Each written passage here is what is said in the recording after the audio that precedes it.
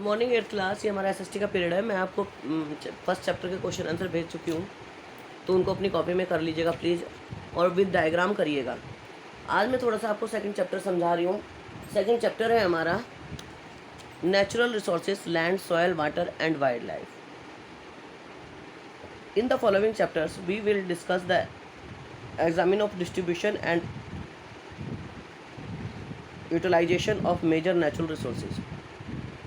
पिछले चैप्टर में हमने ये पढ़ा था कि जो हमारे नेचुरल रिसोर्सेज हैं उसके बारे में पढ़ा था, हम यूटिलाइज कैसे करते हैं उसके बारे में पढ़ा था। As well their impact of development, these natural resources are not evenly distributed in the world. और ये सारे नेचुरल रिसोर्सेज जो हैं वो एक जैसे धरती पर नहीं हैं। The technique used for production also vary from country to country, region to region. Therefore great difference are found in the level of development not only among different countries but also within a country। और देखिए ये सारे जो resources हैं एक जैसे नहीं फैले हुए हैं, अलग अलग तरह से इस धरती पर हैं। इसलिए रीजन से रीजन या कंट्री से कंट्री या एक कंट्री में भी अलग अलग तरह के जो डेवलपमेंट होते हैं। Land, soil, water, wildlife and minerals are major natural resources. सबसे जो मेजर रिसोर्सेज हैं वो कौन से हैं? धरती, पानी, मिट्टी और wild life.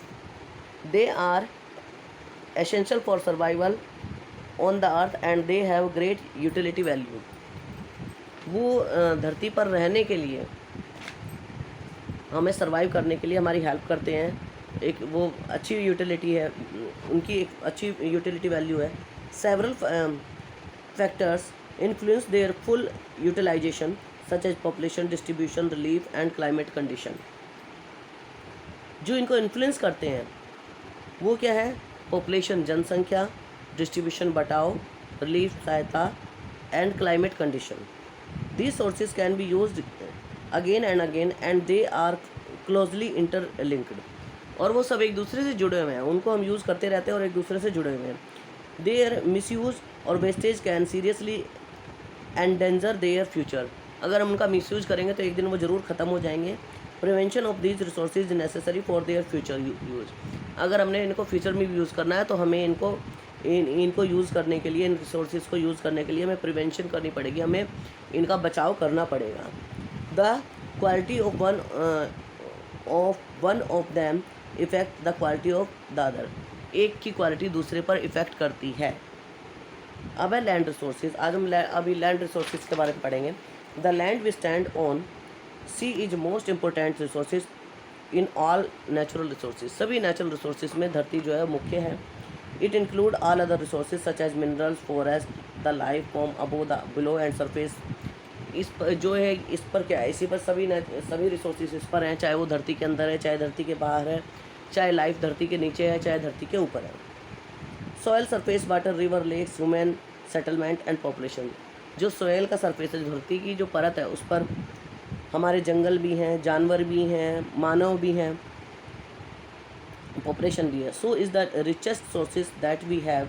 You must have seen a satellite image of the earth. और ये रिचेस्ट जो है रिसोर्सेज है, एक इमेज से, सैटेलाइट की इमेज से अगर हम धरती को देखें, it appear bluish. Remember water cover about 71% of the अर्थ। अगर हम किसी सैटेलाइट से देखें तो धरती जो है ब्लू प्लेनेट नज़र आएगा, धरती नीली नज़र आएगी, और इसमें 71% जो पानी है।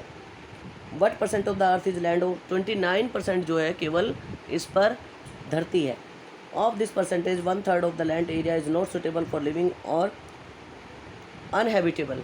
और जिसमें जो 29% है, इसमें भी अधिकतर एरिया जो है वो 29% में भी कुछ एरिया जो है वो रहने लायक नहीं है।